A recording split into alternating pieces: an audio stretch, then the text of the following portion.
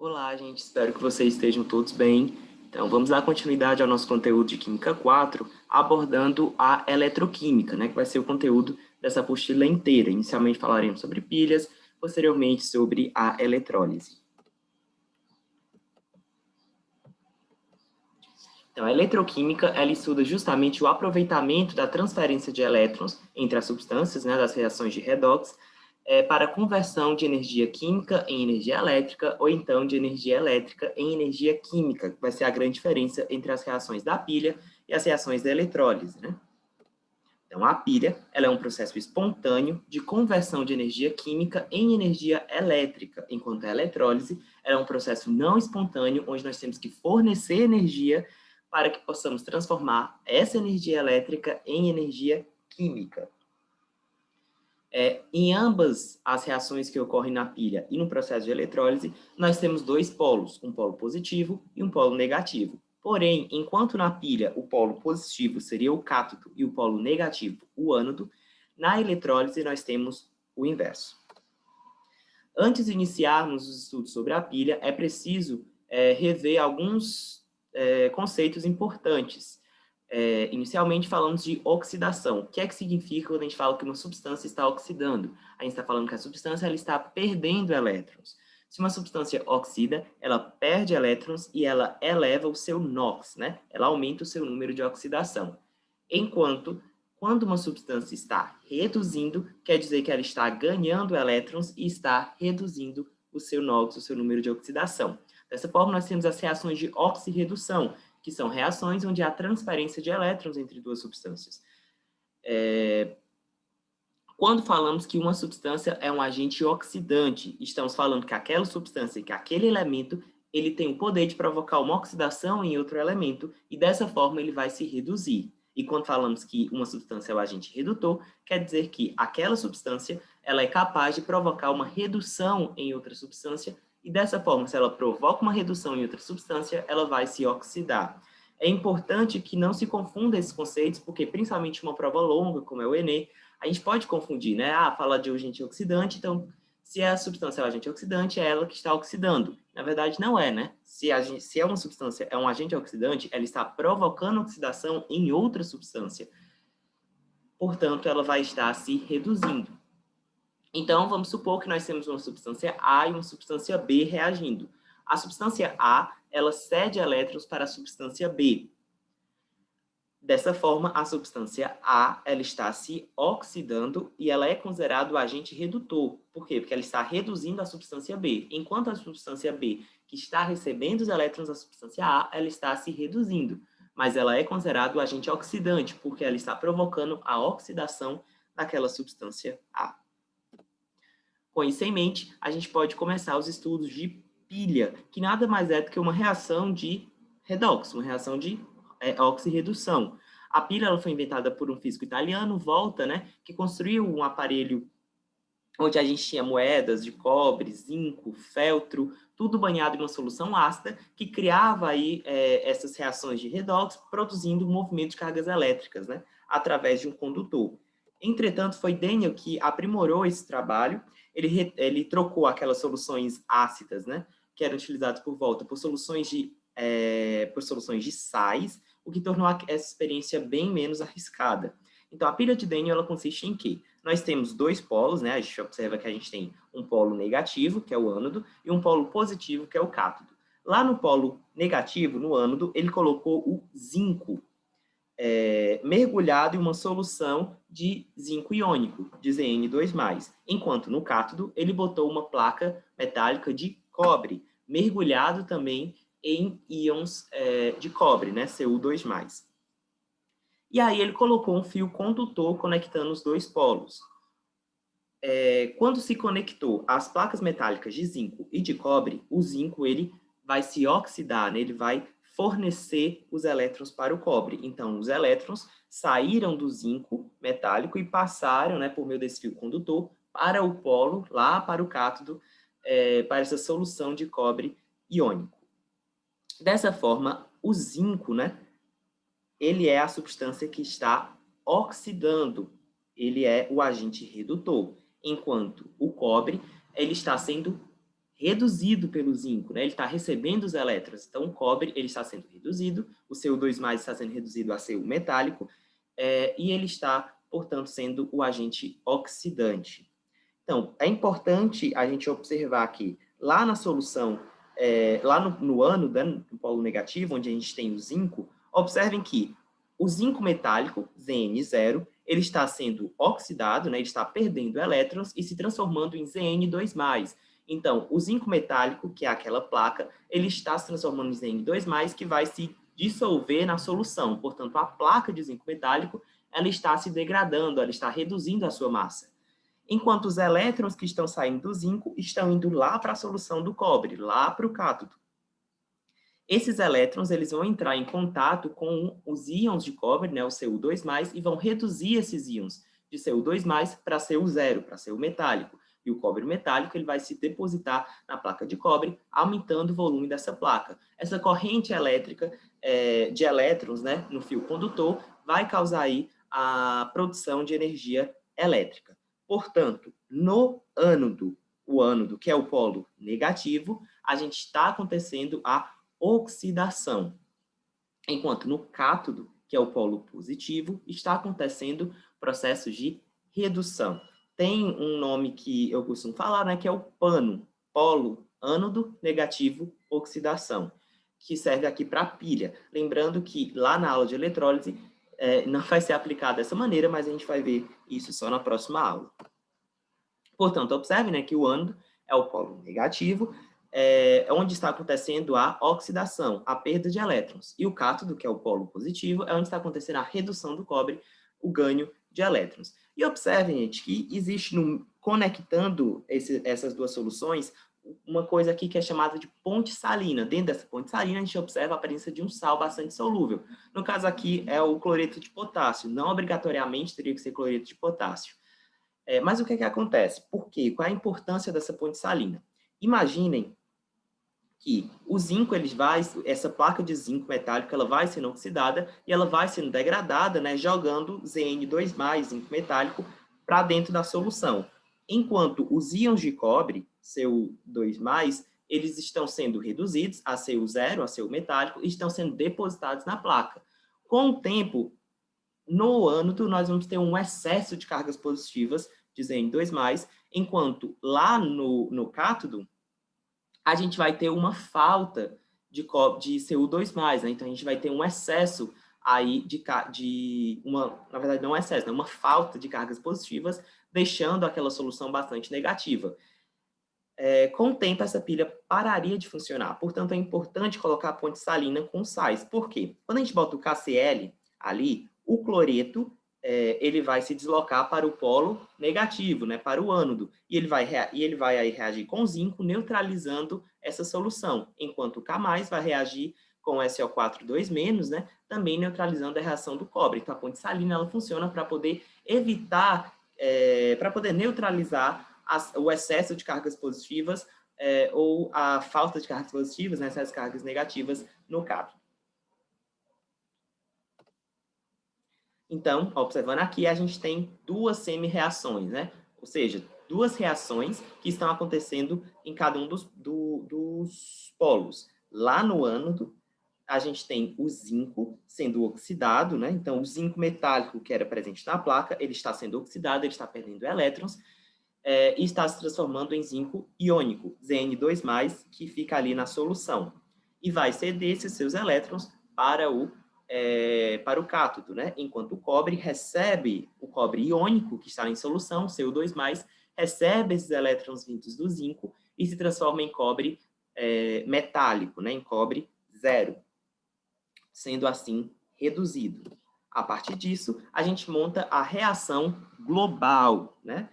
O Zn0 mais o Cu2+. O Zn0 ele é convertido em Zn2+, né? O zinco atômico, o zinco metálico, ele é convertido em íon zinco, Zn2+, enquanto o íon cobre, Cu2+, está sendo reduzido a cobre metálico, cobre 0. Com essa reação, né, nós vamos ter a formação de cobre metálico, que vai se depositar na superfície do eletrodo de cobre, enquanto o eletrodo de zinco ele vai ser corroído, porque o zinco está se transformando em zinco iônico, que vai parar na solução, né? E assim a gente tem a representação de uma pilha, no caso a representação da pilha de Daniell, né?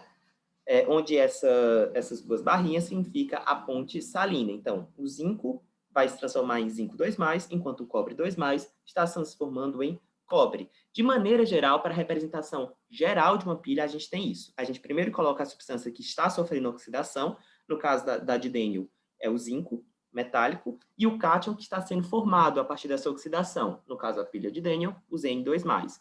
Depois colocamos a substância que está sofrendo a redução, no caso da pilha de Daniell, é o íon cobre, né, o cobre 2+, e o cátion que está sendo formado, no caso da substância metálica, né, o cobre 0, o cobre metálico.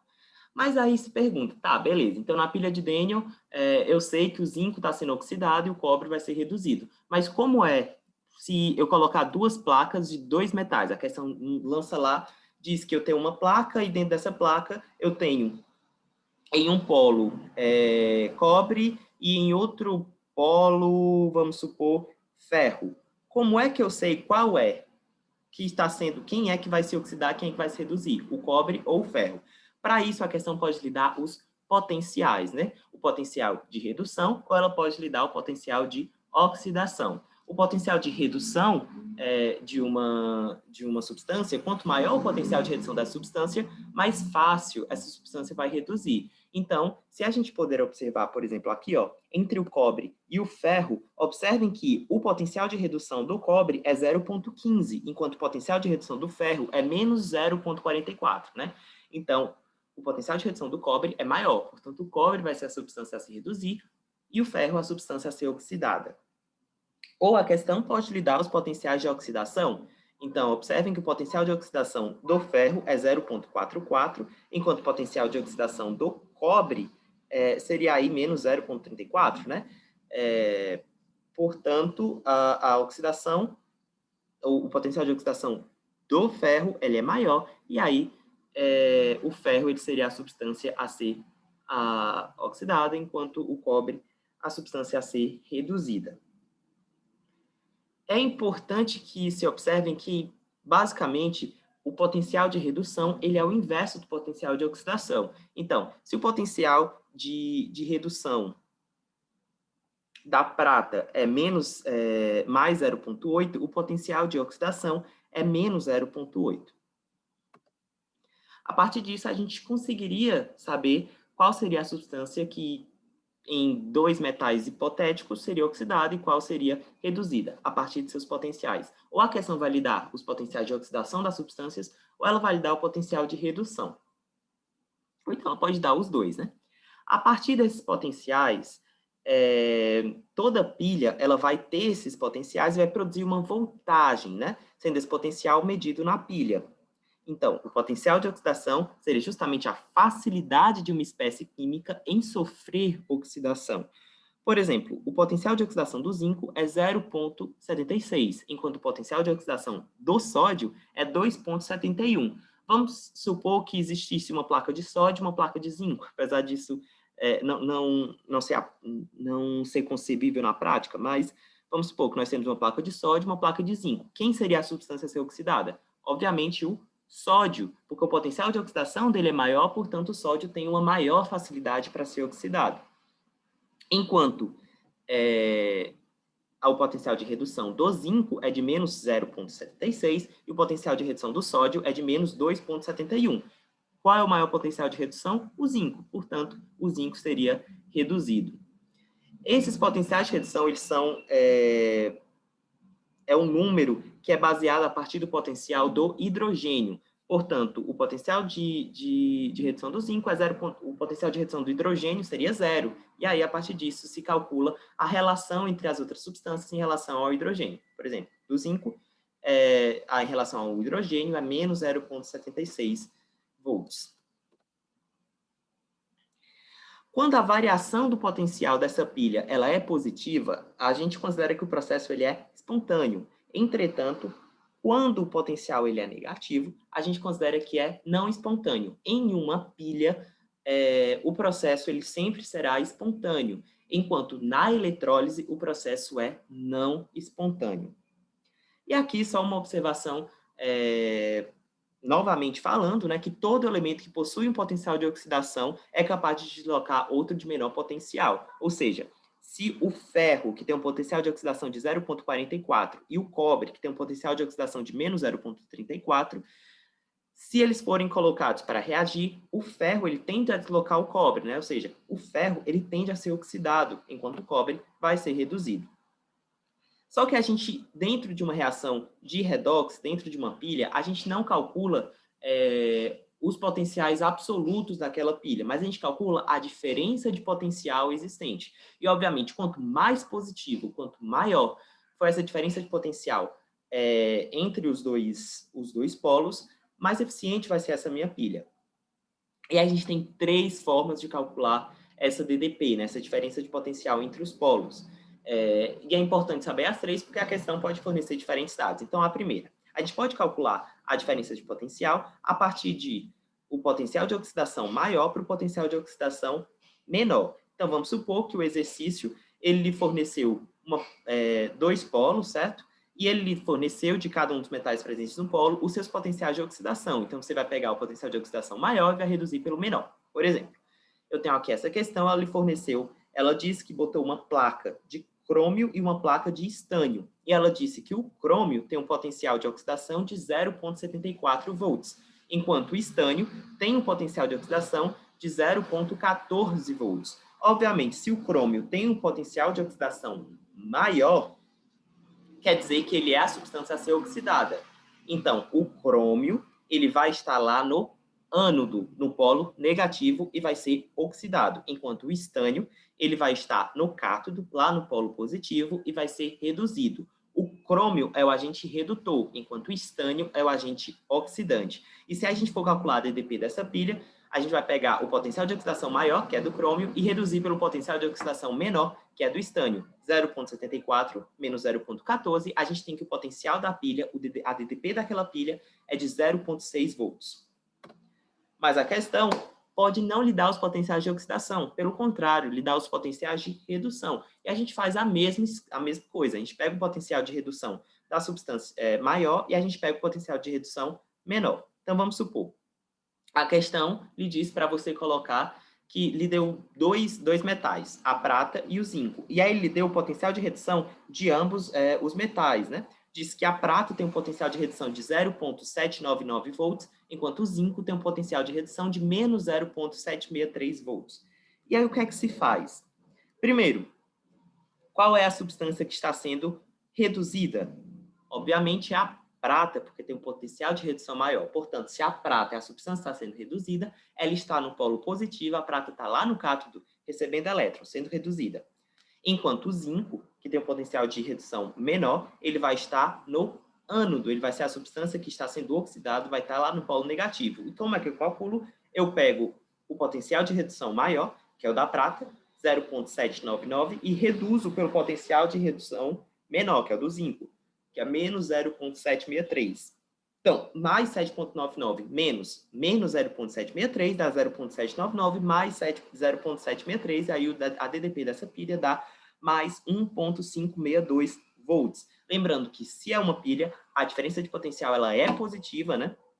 Porque é um processo espontâneo. E observem que essa pilha ela apresenta uma DDP maior, né? Mais positiva do que a DDP que a gente observou no primeiro exemplo. Portanto, essa pilha aqui ela é mais eficiente. Por fim, a questão ela pode já lhe dar o potencial de oxidação da substância que está sendo oxidada e o potencial de redução da substância que está sendo reduzida. Então, observem. O potencial de oxidação, a questão vem, né? E manda você determinar, lhe dá 2 placas, uma placa de alumínio e uma placa de cobre. E ela lhe dá o potencial de oxidação do alumínio, que é mais 1,66 volts. Como é que eu sei que ela está me dando potencial de oxidação? Porque observem, ó, eu estou transformando o alumínio metálico em alumínio 3+, perdendo e cedendo 3 elétrons. Se ele está cedendo 3 elétrons, quer dizer que a substância está oxidando. Então, essa daqui é a semi-reação de oxidação, e o potencial de oxidação do alumínio é mais 1,66 volts. Enquanto o cobre, observem que o elétron está do lado esquerdo da seta, né? Então, quer dizer que o íon cobre 2+, está recebendo 2 elétrons e está se transformando em cobre metálico. Portanto, esse potencial aqui que ele está dando nessa semi-reação é o potencial de redução do cobre, que é menos 0,763 volts. Então, sempre que o elétron estiver à direita da seta na semi-reação, quer dizer que ele é uma reação de oxidação e ele vai estar lhe dando um potencial de oxidação. Enquanto se o elétron estiver à esquerda da seta, como acontece no cobre, quer dizer que ele está ganhando aqueles elétrons, portanto, é uma semi-reação de redução, e o potencial que está sendo expresso aí vai ser o potencial de redução. Se eu quisesse calcular, a questão me deu, né? Tipo, mais 1,66 volts seria o potencial de oxidação do alumínio e menos 0,763 volts seria o potencial de redução do cobre. Mas, se eu quisesse saber o potencial de redução do alumínio, era só eu trocar o sinal. O potencial de redução do alumínio seria aí menos 1,66, enquanto, se eu quisesse, certo? E aí, como é que eu calculo a DDP a partir disso? Eu pego o potencial de oxidação e somo com o potencial de redução. Eu pego o potencial de oxidação da substância que está sendo oxidada, que é o alumínio, com o potencial de redução da substância que está sendo reduzida, que é o cobre. E aí vai dar 1,66 mais menos 0,763, né? Então, a DDP dessa pilha é de 0,897 volts. Eu sugiro que, quando vocês peguem questões que forneçam um potencial de redução e o potencial de oxidação das substâncias, vocês observem uma coisa e tenham cuidado. Essa questão pode ter uma pegadinha. Tudo bem aqui, né? Ela deu a semi-reação de oxidação, deu o potencial de oxidação do alumínio, e realmente o alumínio, nesse caso, seria a substância que iria oxidar. Mas a questão poderia lhe dar um potencial de oxidação de da substância que iria reduzir. Então, é preciso ter cuidado. Então, vamos supor que observem que nessa semi-reação, se você inverter o sinal do cobre, por exemplo, ele está dando aqui o potencial de redução do cobre, certo? Que é menos 0,763 volts. Mas se eu quiser saber o potencial de oxidação do cobre, trocava o sinal, mais 0,763 volts. Então, mesmo assim, é menor do que o mais 1,66 volts do alumínio. Portanto, o alumínio seria a substância a ser oxidada, porque tem um potencial de oxidação maior. Entretanto, vamos supor que ele desse, se ele desse o potencial de redução do alumínio e desse o potencial de oxidação do cobre. Então, como seria? O potencial de redução do alumínio, 1,66 volts, e o potencial de oxidação do cobre, mais 0,763 volts. Só que, mesmo assim, seria o alumínio a estar sendo oxidado, mesmo ele dando o potencial de redução de um e o potencial de oxidação do outro. Então, é importante que vocês coloquem, eu sugiro que vocês coloquem, quando a questão dá o potencial de oxidação e o potencial de redução, ou que você converta o elemento que ela está dando potencial de redução para o potencial de oxidação, ou o contrário, para você ver, né, quem tem o maior potencial de oxidação ou quem tem o maior potencial de redução, para ver quem é que realmente está oxidando e quem é que realmente está reduzindo na questão, porque eles podem aí pregar uma peça na cabeça da pessoa, né? Por fim, a gente tem aqui o cálculo da DDP, da força eletromotriz da pilha de Daniell, né? Eu tenho a pilha de Daniell, ela é composta por um zinco e por um cobre. Observem que aqui eu estou fornecendo o potencial de oxidação do zinco, que é 0,76 volts, e o potencial de redução do cobre, que é 0,34 volts. Então, façam o que eu sugiro. Vamos ver qual o potencial de oxidação do cobre. É só trocar o sinal, né? Então, o potencial de oxidação do cobre é menos 0,34 volts.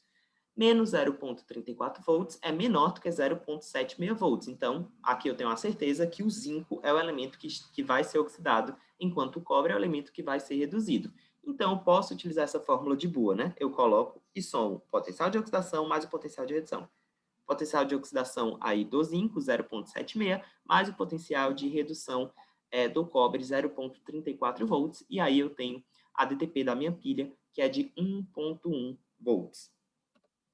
Então, estudem, gente, olhem as questões, refaçam isso várias vezes, existem diferentes formas de eles abordarem essas questões, podem contextualizar assim, né, para a prática. Então, é importante que vocês tenham aí o conhecimento. Não é difícil esse tema, mas ele pode ser confuso na hora da execução.